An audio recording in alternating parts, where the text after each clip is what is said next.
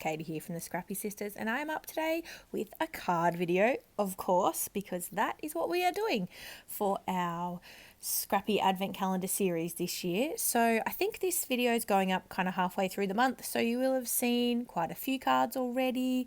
You'll know the drill if you've been watching our videos this month, but if this by chance is your first one that you're seeing, my sister and I, who we share this channel, the Scrappy Sisters, we create an advent calendar for each other for the year. And this is our 4th advent calendar, I think. So we've done it for a while, and we always do 12 handmade items and 12 purchased gifts. So that makes up our advent calendar. And this year, just to mix it up a bit, our handmade items are all cards. So I am creating, this card could be used for a few different things, but probably I was thinking it would be used as like a housewarming type card. So I'm using a stamp set from Stampin' Up. Again, you can't get this one anymore. I think it's called Home for the Holidays. And I'm just stamping out some trees at the moment. And so you can see some small squares which are going on the front of the card, and then the larger squares of cardstock are going inside the card. Now, I will include the measurements down below, so you don't have to worry if you want to recreate this card. Again, not my idea. Definitely cased from Pinterest.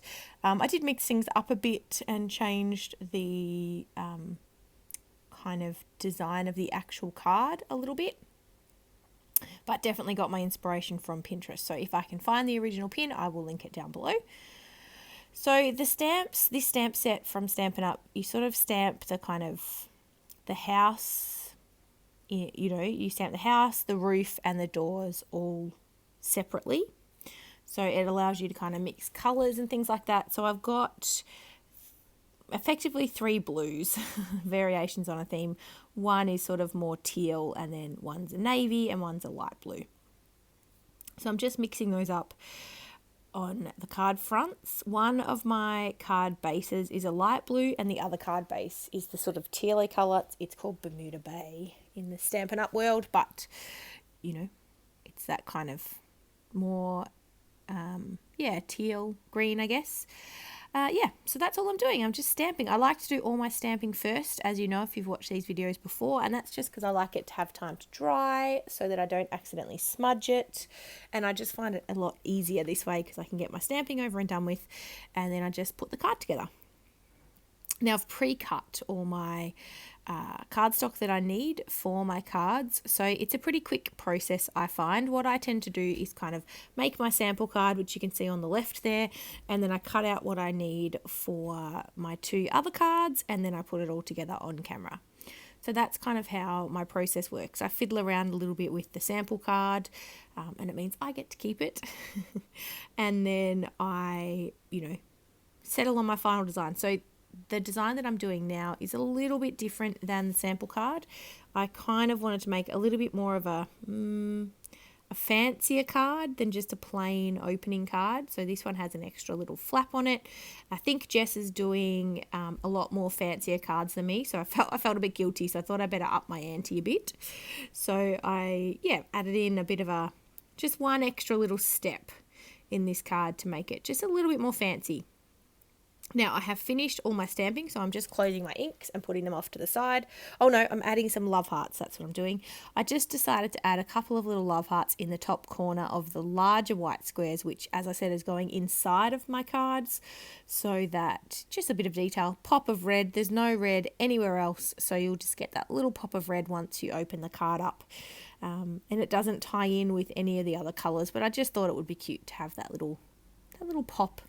So that is the stamping done, putting all of that aside so I don't smudge it, well out of the way, and then I'll bring in my cardstock. So I have got my card base, which is smaller than a standard card base, and then I ran through the embossing folder. I have this fun embossing folder that's like a brick wall. So I ran some cardstock through the embossing folder, and I'm creating a card mat on the top using that. Now, this is the extra step that I'm doing for this card. So I'm just sort of fiddling around with seeing how the ribbon is going to work, because you can see that piece on the right hand side, which is, I think it's 3 inches a 3-inch square with an extra little bit to secure it, because I'm creating, I don't know what it's called. I should have looked up what this kind of is called. But it's kind of creating a little extra sort of flap to keep the card closed. I'm just lining it up to make sure I've got my piece of cardstock going the right way, because the card I think is a 4x4 size, maybe. And I think this square is like a 3x3, something like that. So you'll see what I mean here when I'm creating an extra flap. So I'm going to stick this down. Now I trimmed 1/4 of an inch off the front of my card. Not even 1/4 of an inch, 1/8 of an inch, just a sliver, just so that it closed neatly. So you can see what I mean. I've created that extra flap that I'm now sticking the navy cardstock square onto. And that was just to help the extra little flap, just to give it a bit of interest, add something a bit different. So you've sort of got a two-step process to open this card. But it's also why I needed to create that white cardstock layer to go inside my card, because I needed something to hide the extra little bit of cardstock that I had to stick down to create the flap. Does that make sense? I'm not explaining this very well. This is why I don't do card videos, because I am terrible at explaining them. Hopefully, watching the video will be enough, to make this work for you.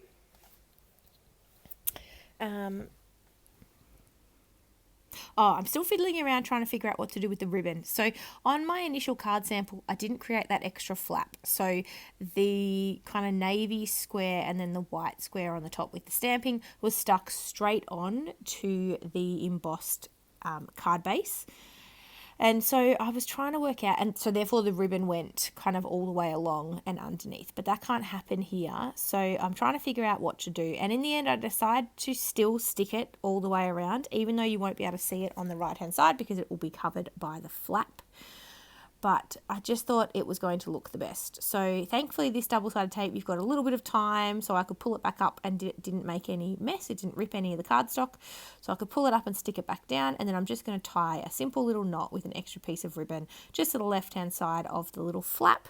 And also that will kind of help keep that flap closed. Once it gets into an envelope and it sits down a little bit, it will be kind of, it'll flatten out enough. And hopefully, it'll flatten out enough and hopefully kind of sit flat. Anyway, but the little knot of ribbon, I can kind of slide it along a little bit and just help keep that flap down. But you can see here, this white piece of cardstock covers that extra little flap, and then we're done. I'm just going to add some little love hearts, I think I add, and they're clear epoxy love hearts. Again, they're from Stampin' Up, but you could use whatever you've got lying around, enamel dots, Nouveau drops, anything like that. I just wanted to add a little bit of extra detail, so I added a couple of those.